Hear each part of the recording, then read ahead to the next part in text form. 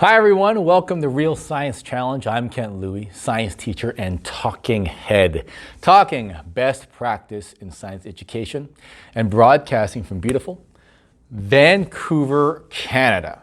Now here's an assignment I gave last year that I will not give to students next year in its current state. The assignment has students do research on one type of electromagnetic radiation, whether it be radio waves or X-rays or UV rays, and students answer a set of questions as part of this research assignment.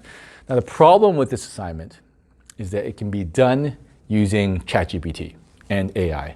And as a student, I can just ask ChatGPT the questions and copy and paste the results or responses onto my assignment. Now, some students may choose to rewrite the responses, but for the most part, if I was a student using AI, I haven't really done the analysis or research for the project. Now, I have a colleague who ran into the same problem with her science class and their space research project this year. Now, I still think research projects are useful, but going forward, I'm going to do three things to AI-proof my research projects. But before I continue, handouts for this episode are available at realsciencechallenge.com/EP63. And please subscribe to our YouTube channel.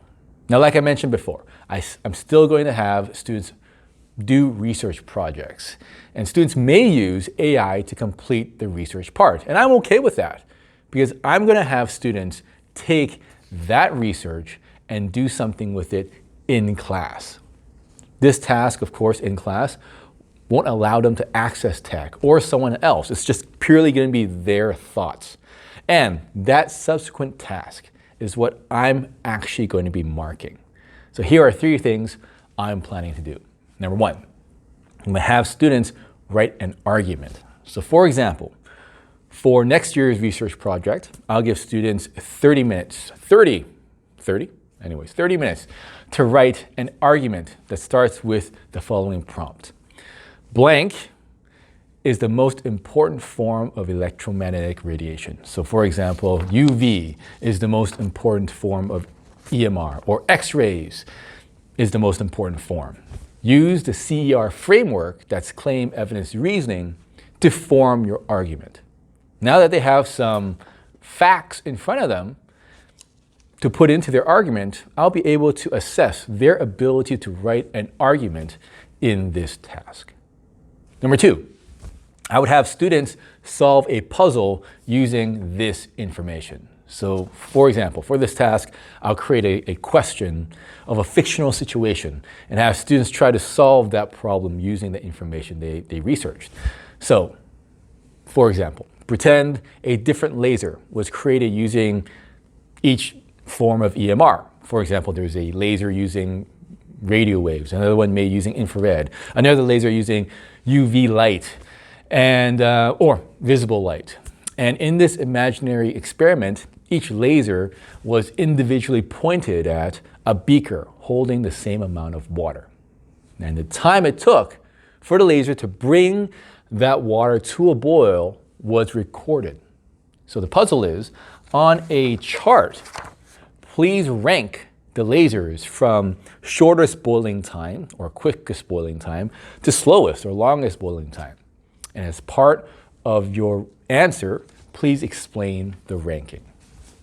Number three, have students evaluate the source. Now, I remember taking social studies in grade 9 with Mr. Robertson. Shout out to Frank Robertson, who taught at David Thompson Secondary in the 90s.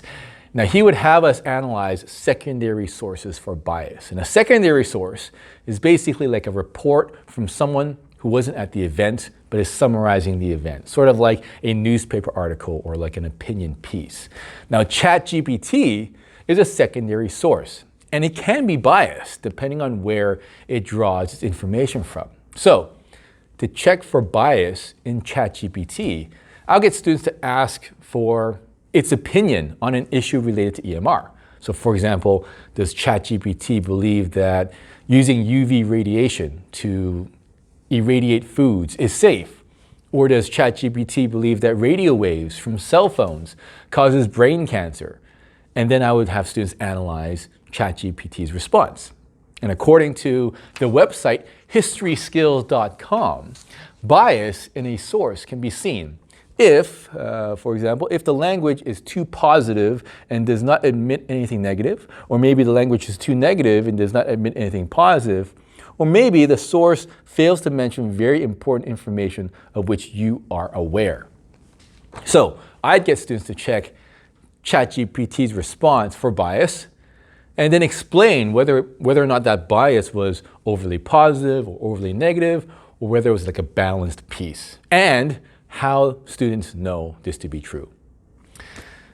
Those are a few ways I'm going to make an assignment or a research project more AI proof. What do you do? Let me know and I'll add it to my list. That's it for this episode. Please smash the like or subscribe button or leave a comment below. And handouts once again are realsciencechallenge.com/EP63. Thanks for watching. And let's talk science education again soon.